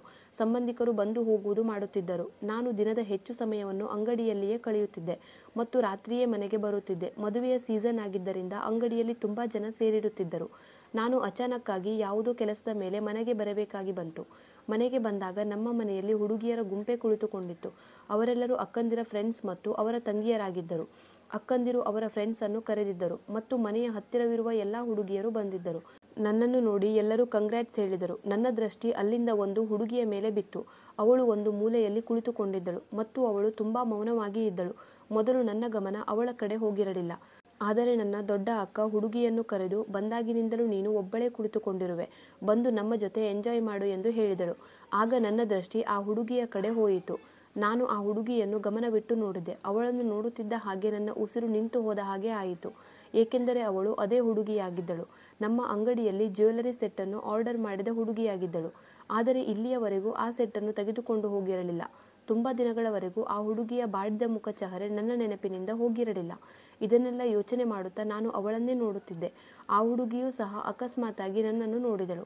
ನನಗೆ ಅನಿಸುತ್ತಿತ್ತು, ಆ ಹುಡುಗಿ ನನ್ನನ್ನು ಇಗ್ನೋರ್ ಮಾಡಲು ಪ್ರಯತ್ನಿಸುತ್ತಿದ್ದಾಳೆ ಎಂದು. ಅವಳಿಗೆ ಈಗ ಏನನ್ನೂ ಕೇಳುವುದು ಒಳ್ಳೆಯದಲ್ಲವೆಂದು ಅಂದುಕೊಂಡು ನಾನು ಯಾರೊಂದಿಗೂ ಏನನ್ನೂ ಮಾತನಾಡದೆ ರೂಮಿಗೆ ಹೋದೆ. ಈಗ ನನ್ನ ಮನಸ್ಸಿನಲ್ಲಿ ಆ ಹುಡುಗಿಯ ಮಾತುಗಳೇ ಸುಳಿದಾಡುತ್ತಿದ್ದವು. ಅವಳು ನನ್ನ ಕನಸಿನಲ್ಲಿ ಏಕೆ ಬಂದಳು? ಎಲ್ಲಕ್ಕಿಂತ ದೊಡ್ಡ ವಿಷಯವೇನೆಂದರೆ ಅವಳು ಜ್ಯುವೆಲರಿ ಸೆಟ್ಟನ್ನು ತೆಗೆದುಕೊಂಡು ಹೋಗಲು ಏಕೆ ಬರಲಿಲ್ಲ? ಅವಳು ಸ್ಪೆಷಲ್ ಆಗಿ ತಾನು ಇಷ್ಟಪಟ್ಟ ಜ್ಯುವೆಲರಿ ಸೆಟ್ಟನ್ನು ತಯಾರಿಸಿಕೊಂಡಿದ್ದಳು ಮತ್ತು ಅದನ್ನು ತನ್ನ ಮದುವೆಯಲ್ಲಿ ಹಾಕಿಕೊಳ್ಳಬೇಕೆಂದುಕೊಂಡಿದ್ದಳು. ಮತ್ತು ಅವಳು ಮದುವೆಯಾಗುವ ಹುಡುಗನು ನನಗೆ ಅಡ್ವಾನ್ಸ್ ಹಣವನ್ನು ಕೊಟ್ಟಿದ್ದನು. ನನ್ನ ಮನಸ್ಸಿನಲ್ಲಿಯೇ ಈ ಎಲ್ಲ ಪ್ರಶ್ನೆಗಳಿಗೂ ನಾನು ಉತ್ತರವನ್ನು ಹುಡುಕುತ್ತಿದ್ದೆ. ಅವರು ಬೇರೆ ಯಾರ ಹತ್ತಿರವಾದರೂ ಜ್ಯುವೆಲರಿ ಸೆಟ್ಟನ್ನು ಮಾಡಿಸಿಕೊಂಡಿರಬಹುದು. ಅವರಿಗೆ ಜ್ಯುವೆಲರಿ ಸೆಟ್ ಅರ್ಜೆಂಟ್ ಇರುವ ಕಾರಣ ನಾನು ಮಾಡಿರುವ ಜ್ಯುವೆಲರಿಗೋಸ್ಕರ ಕಾಯಲಿಲ್ಲ ಎಂದು ಅನಿಸುತ್ತಿದೆ. ಇನ್ನೂ ಒಂದು ಆಶ್ಚರ್ಯಪಡುವ ವಿಷಯವೇನೆಂದರೆ ಅವಳು ನನ್ನ ಮನೆಗೆ ಹೇಗೆ ಬಂದಳು? ಅವಳೇಕೆ ಇಷ್ಟೊಂದು ಅಪ್ಸೆಟ್ ಆಗಿದ್ದಾಳೆ? ಇದನ್ನೆಲ್ಲ ತಿಳಿದುಕೊಳ್ಳಲು ನಾನು ಕಾತುರನಾಗಿದ್ದೆ. ಅವಳಿಗೂ ನನಗೂ ಏನು ಸಂಬಂಧವಿದೆ? ಅವಳಿಗೋಸ್ಕರ ನಾನೇಕೆ ಇಷ್ಟೊಂದು ಚಡಪಡಿಸುತ್ತಿದ್ದೇನೆ? ತುಂಬ ಸಮಯದಿಂದ ನಾನು ಅವಳ ಜ್ಯುವೆಲರಿ ಸೆಟ್ಟನ್ನು ಕೊಡಲು ಕಾಯುತ್ತಿದ್ದೆ. ಅವಳ ಜ್ಯುವೆಲರಿ ಸೆಟ್ಟನ್ನು ಮನೆಗೆ ತೆಗೆದುಕೊಂಡು ಬಂದಿದ್ದೆ. ಆದರೆ ನನಗೆ ಆ ಹುಡುಗಿಯ ಜೊತೆ ಮಾತನಾಡುವ ಧೈರ್ಯವಿರಲಿಲ್ಲ. ನಾನು ಆ ಹುಡುಗಿಯ ಜೊತೆ ಮಾತನಾಡಬೇಕೆಂದುಕೊಂಡಿದ್ದೆ. ಆದರೆ ಹೇಗೆ ಮಾತನಾಡಲಿ? ಮನೆಯಲ್ಲಿ ತುಂಬ ಜನ ಸೇರಿದ್ದಾರೆ. ಅಕಸ್ಮಾತಾಗಿ ನನಗೆ ಒಂದು ಪರ್ಸನಲ್ ಕಾಲ್ ಬಂತು. ಕಾಲನ್ನು ಅಟೆಂಡ್ ಮಾಡಿ ರೂಮಿಗೆ ಹೋಗಿ ಮಾತನಾಡಿ ಹೊರಗೆ ಬಂದೆ. ಆದರೆ ಆ ಹುಡುಗಿ ನಾಪತ್ತೆಯಾಗಿದ್ದಳು. ಮನೆಯಲ್ಲಿ ಅವಳು ಎಲ್ಲಿಯೂ ಕಣ್ಣಿಗೆ ಕಾಣಿಸಲಿಲ್ಲ. ಅವಳು ಎಲ್ಲಿ ನಾಪತ್ತೆಯಾದಳು ಎಂದು ತಿಳಿಯಲಿಲ್ಲ. ನನ್ನ ಮದುವೆಗೆ ಇನ್ನು 3 ದಿನಗಳು ಬಾಕಿ ಇದ್ದವು. ಈಗ ಹಾಡು ಹೇಳುವ ಫಂಕ್ಷನ್ ನಡೆಯುತ್ತಿತ್ತು. ಅಕ್ಕಂದಿರು ಮತ್ತು ಅತ್ತಿಗೆಯರು ಎಲ್ಲ ಹುಡುಗಿಯರು ಮತ್ತು ಹೆಂಗಸರನ್ನು ಕರೆದು ಹಾಡು ಡ್ಯಾನ್ಸ್ ಮಾಡುತ್ತಿದ್ದರು. ಆ ಹುಡುಗಿಯೂ ಕೂಡ ನಮ್ಮ ಮನೆಗೆ ಬಂದರೆ ಹೇಗಾದರೂ ಮಾಡಿ ಅವಳಿಗೆ ಜ್ಯುವೆಲರಿ ಸೆಟ್ಟನ್ನು ಕೊಡಬೇಕೆಂದುಕೊಂಡಿದ್ದೆ. ಏಕೆಂದರೆ ನನಗೆ ಅವರು ಅಡ್ವಾನ್ಸ್ ಹಣವನ್ನು ಕೊಟ್ಟಿದ್ದರು. ಹಾಗಾಗಿ ನಾನು ಅದನ್ನು ಇಟ್ಟುಕೊಳ್ಳಲು ಬಯಸಲಿಲ್ಲ. ಮಾರನೇ ದಿನ ನಾನು ಬೇಗನೆ ಅಂಗಡಿಯಿಂದ ಮನೆಗೆ ಬಂದೆ. ಮನೆಯಲ್ಲಿ ಹಾಡು ಹೇಳುವ ಕಾರ್ಯಕ್ರಮ ನಡೆಯುತ್ತಿತ್ತು ಮತ್ತು ಕೆಲವರು ಡ್ಯಾನ್ಸ್ ಮಾಡುತ್ತಿದ್ದರು. ನಾನು ಎಲ್ಲ ಹುಡುಗಿಯರನ್ನು ಒಮ್ಮೆ ನೋಡಿದೆ. ಆದರೆ ಆ ಹುಡುಗಿ ಎಲ್ಲಿಯೂ ಕಾಣಿಸಲಿಲ್ಲ. ಆ ಹುಡುಗಿಯ ಬಗ್ಗೆ ಕೇಳಲು ದೊಡ್ಡಕ್ಕನನ್ನು ಹುಡುಕುತ್ತಿದ್ದೆ. ಆಗ ನನಗೆ ಅಮ್ಮ ಕಾಣಿಸಿದಳು. ನಾನು ಅಮ್ಮನಿಗೆ ಹೇಳಿದೆ, ನಾನು ದೊಡ್ಡಕ್ಕನ ಹತ್ತಿರ ಮಾತನಾಡಬೇಕು. ಅಕ್ಕ ಎಲ್ಲೂ ಕಾಣಿಸುತ್ತಿಲ್ಲ ಎಂದೆ. ಮನೆಯಲ್ಲಿ ಎಷ್ಟು ಗದ್ದಲವಿತ್ತೆಂದರೆ ನಾನು ಮಾತನಾಡುತ್ತಿರುವುದು ಯಾರಿಗೂ ಕೇಳಿಸುತ್ತಿರಲಿಲ್ಲ. ನಾನು ಮತ್ತೆ ಅಕ್ಕನನ್ನು ಹುಡುಕತೊಡಗಿದೆ. ಅಕ್ಕ ಎಲ್ಲಿಯೂ ಕಾಣಿಸಲಿಲ್ಲ. ಕೋಣೆಯಲ್ಲಿ ಸ್ವಲ್ಪ ಕೆಲಸ ಇರುವುದು ನೆನಪಾಯಿತು. ಆದ್ದರಿಂದ ಕೋಣೆಗೆ ಹೋಗಿ ಆ ಜ್ಯುವೆಲರಿ ಸೆಟ್ಟನ್ನು ಒಂದು ಬ್ಯಾಗಿನಲ್ಲಿ ಹಾಕಿಕೊಳ್ಳಬೇಕೆಂದು ಯೋಚಿಸುತ್ತಿದ್ದೆ ಮತ್ತು ಅಕ್ಕನಿಗೆ ಹೇಳಿ ಅವಳ ಕೈಯಿಂದಲೇ ಆ ಹುಡುಗಿಗೆ ಕೊಡಲು ತಿಳಿಸಬೇಕೆಂದುಕೊಂಡಿದ್ದೆ. ಜ್ಯುವೆಲರಿ ಸೆಟ್ನ ಬ್ಯಾಗನ್ನು ಕೈಗೆತ್ತಿಕೊಂಡು ಕೋಣೆಯಿಂದ ಹೊರಬಂದಾಗ ಅಚಾನಕ್ಕಾಗಿ ಚಿಕ್ಕ ಅತ್ತಿಗೆ ಓಡುತ್ತಾ ಬಂದಳು ಮತ್ತು ನನ್ನ ಕೈಯಿಂದ ಬ್ಯಾಗನ್ನು ಕಿತ್ತುಕೊಂಡಳು. ಅತ್ತಿಗೆ ಬ್ಯಾಗನ್ನು ಕೊಡುವಂತೆ ಕೇಳಿಕೊಂಡೆ. ಆದರೆ ಅತ್ತಿಗೆ ಬಲವಂತವಾಗಿ ಆ ಬ್ಯಾಗನ್ನು ಓಪನ್ ಮಾಡುತ್ತಿದ್ದರು. ನೀನು ನಿನ್ನ ಹೆಂಡತಿಗೋಸ್ಕರ ಏನನ್ನು ತೆಗೆದುಕೊಂಡು ಬಂದಿರುವೆ ಎಂದು ಕೇಳುತ್ತಿದ್ದರು. ನಾನು ಚಿಕ್ಕ ಅತ್ತಿಗೆ ಮತ್ತು ದೊಡ್ಡ ಅತ್ತಿಗೆಯ ಹತ್ತಿರ ಹೆಚ್ಚು ಮಾತನಾಡುತ್ತಿರಲಿಲ್ಲ. ಆದರೆ ಆ ಜ್ಯುವೆಲರಿ ಸೆಟ್ನ ಬ್ಯಾಗನ್ನು ಓಪನ್ ಮಾಡಬೇಡ ಎಂದು ಹೇಳುವುದು ಅವಶ್ಯಕವಾಗಿತ್ತು. ನಾನು ಒಂದೇ ಸಮನೆ ಅತ್ತಿಗೆಗೆ ಹೇಳುತ್ತಿದ್ದೆ. ಆದರೆ ಅವಳು ನನ್ನ ಮಾತನ್ನು ಕೇಳಿಸಿಕೊಳ್ಳುತ್ತಿರಲಿಲ್ಲ. ಬ್ಯಾಗಿನಲ್ಲಿನ ಜ್ಯುವೆಲರಿ ಸೆಟ್ಟನ್ನು ನೋಡಿ ಖುಷಿಪಟ್ಟಳು ಮತ್ತು ನಿನ್ನ ಹೆಂಡತಿಗೋಸ್ಕರ ಚೆನ್ನಾಗಿರುವ ಜ್ಯುವೆಲರಿ ಸೆಟ್ಟನ್ನು ಮಾಡಿಕೊಂಡು ಬಂದಿರುವೆ ಎಂದು ಹೇಳಿದಳು ಮತ್ತು ಪ್ರತಿಯೊಬ್ಬರಿಗೂ ಜ್ಯುವೆಲರಿ ಸೆಟ್ಟನ್ನು ತೋರಿಸತೊಡಗಿದಳು. ಆದರೆ ದೊಡ್ಡ ಅಕ್ಕ ಅಕಸ್ಮಾತಾಗಿ ಅತ್ತಿಗೆ ಕೈಯಿಂದ ಆ ಬ್ಯಾಗನ್ನು ಕಿತ್ತುಕೊಂಡು ಹೇಳಿದಳು, ಸಂತೋಷ್ ತನ್ನ ಹೆಂಡತಿಯಾಗುವವಳಿಗೆ ಗಿಫ್ಟ್ ಕೊಡಲು ತಂದಿರಬಹುದು, ಹಾಗಾಗಿ ಯಾರಿಗೂ ತೋರಿಸಲು ಇಷ್ಟಪಡದೇ ಇರಬಹುದು. ಆದರೆ ನೀವು ಅದನ್ನು ತೆಗೆದು ಎಲ್ಲರಿಗೂ ತೋರಿಸುತ್ತಿದ್ದೀರಿ. ಅಕ್ಕ ಬೇಗನೆ ಆ ಜ್ಯುವೆಲರಿ ಸೆಟ್ಟನ್ನು ತೆಗೆದುಕೊಂಡು ಬ್ಯಾಗಿನಲ್ಲಿ ಹಾಕಿ ನನ್ನ ಕೈಗಿಟ್ಟಳು. ಎಲ್ಲರೂ ಆ ಜ್ಯುವೆಲರಿ ಸೆಟ್ಟನ್ನು ನೋಡಿ ತುಂಬಾ ಚೆನ್ನಾಗಿದೆ ಎಂದು ಹೇಳುತ್ತಿದ್ದರು. ಈ ಡಿಸೈನ್ ಸಂತೋಷ್ ಪ್ರೀತಿಯಿಂದ ತನ್ನ ಕೈಯಿಂದಲೇ ಮಾಡಿರಬಹುದು ಎಂದು ಹೇಳುತ್ತಿದ್ದರು. ಅವರ ಮಾತು ನನಗೆ ತುಂಬಾ ಇಷ್ಟವಾಯಿತು. ನಾನು ಯೋಚನೆಯಲ್ಲಿಯೇ ಮುಳುಗಿದ್ದೆ. ಈ ಮಾತು ಸತ್ಯ, ಏಕೆಂದರೆ ನಾನು ಈ ಸೆಟ್ಟನ್ನು ಪ್ರೀತಿಯಿಂದ ಮಾಡಿದ್ದೆ. ನನಗೆ ಈ ಸೆಟ್ ತುಂಬಾ ಸ್ಪೆಷಲ್ ಅನಿಸುತ್ತಿತ್ತು. ಆದರೆ ಯೋಚನೆ ಮಾಡುವ ವಿಷಯವೇನೆಂದರೆ ನಾನು ಈ ಹುಡುಗಿಯ ಜ್ಯುವೆಲರಿ ಸೆಟ್ಟನ್ನು ಏಕೆ ಇಷ್ಟೊಂದು ಪ್ರೀತಿ ಮತ್ತು ಕಾಳಜಿಯಿಂದ ತಯಾರಿಸಿದೆ ಎಂದು ಅರ್ಥವಾಗಲಿಲ್ಲ. ನನಗೆ ಆ ಹುಡುಗಿ ಯಾರೆಂದೇ ಗೊತ್ತಿರಲಿಲ್ಲ. ಹೇಗೂ ಅವಳ ಮದುವೆ ಇಷ್ಟರಲ್ಲಿಯೇ ಆಗಿ ಹೋಗಿರುತ್ತೆ. ಆ ಹುಡುಗಿ ಮದುವೆಯಾಗುವ ಹುಡುಗನೊಂದಿಗೆ ನಮ್ಮ ಅಂಗಡಿಗೆ ಬಂದಿದ್ದಳು. ಆದರೂ ಏಕೆ ನನಗೆ ಆ ಹುಡುಗಿಯೊಂದಿಗೆ ಭಾವನೆಗಳು ಉಕ್ಕಿ ಬರುತ್ತಿವೆ? ಮನೆಯಲ್ಲಿರುವ ಎಲ್ಲರೂ ಆ ಜ್ಯುವೆಲರಿ ಸೆಟ್ಟನ್ನು ನೋಡಿದ್ದರು. ನಾನು ಅಕ್ಕನಿಗೆ ಹೇಳಿದೆ, ಅಕ್ಕ, ಇದು ನನ್ನ ಕಸ್ಟಮರ್ ಸೆಟ್ ಆಗಿತ್ತು. ಒಬ್ಬ ಕಸ್ಟಮರ್ಗೆ ಕೊಡುವುದಿದೆ. ತುಂಬಾ ದಿನಗಳಿಂದ ಆ ಕಸ್ಟಮರ್ ತೆಗೆದುಕೊಂಡು ಹೋಗಲು ಬಂದಿಲ್ಲ. ಆದ್ದರಿಂದ ನಾನು ಈ ಸೆಟ್ಟನ್ನು ತೆಗೆದಿಟ್ಟಿದ್ದೇನೆ ಎಂದೆ. ಅಕ್ಕ ನನ್ನ ಕೈಯನ್ನು ಹಿಡಿದುಕೊಂಡು ಕೋಣೆಗೆ ಕರೆದುಕೊಂಡು ಹೋಗಿ ಹೇಳಿದಳು, ಸಂತೋಷ್, ನೀನು ನನ್ನ ಜೊತೆ ಏನೋ ಪರ್ಸನಲ್ ವಿಷಯ ಮಾತನಾಡುವುದಿದೆಯಂತೆ, ಏನದು? ಆಗ ನಾನು ಅಕ್ಕನಿಗೆ ಹೇಳಿದೆ, ನಾನು ಒಂದು ಹುಡುಗಿಯ ಬಗ್ಗೆ ಕೇಳಬೇಕಿದೆ. ಆ ದಿನ ನಿಮ್ಮ ಹತ್ತಿರ ಮಾತನಾಡುತ್ತಿದ್ದಳಲ್ಲ, ಆ ಹುಡುಗಿ ಯಾರು? ನಿಮಗೆ ಆ ಹುಡುಗಿ ಹೇಗೆ ಪರಿಚಯ? ಆದರೆ ನಾನು ಯಾರ ಬಗ್ಗೆ ಕೇಳುತ್ತಿದ್ದೇನೆ ಎಂದು ಅಕ್ಕನಿಗೆ ಅರ್ಥವಾಗಲಿಲ್ಲ. ನಾನು ಅವಳ ಬಗ್ಗೆ ತುಂಬಾ ಹೇಳಿದ ಮೇಲೆ ಅಕ್ಕನಿಗೆ ಆ ಹುಡುಗಿಯ ಬಗ್ಗೆ ಗೊತ್ತಾಯಿತು. ನಂತರ ಅಕ್ಕ ಹೇಳಿದ ಮಾತಿಗೆ ನನ್ನ ಉಸಿರೇ ನಿಂತಂತಾಯಿತು. ಅಕ್ಕ ಹೇಳಿದಳು, ಅವಳ ಹೆಸರು ನಿನಾದ. ಅವಳೇ ನಿನ್ನ ದೊಡ್ಡ ಅತ್ತಿಗೆಯ ತಂಗಿ. ಅಕ್ಕ ಹೀಗೆ ಹೇಳಿ ಅಲ್ಲಿಂದ ಹೊರಟು ಹೋದಳು. ದೊಡ್ಡಣ್ಣನ ಮದುವೆಯಾದಾಗ ನನಗೆ 10 ವರ್ಷವಾಗಿತ್ತು.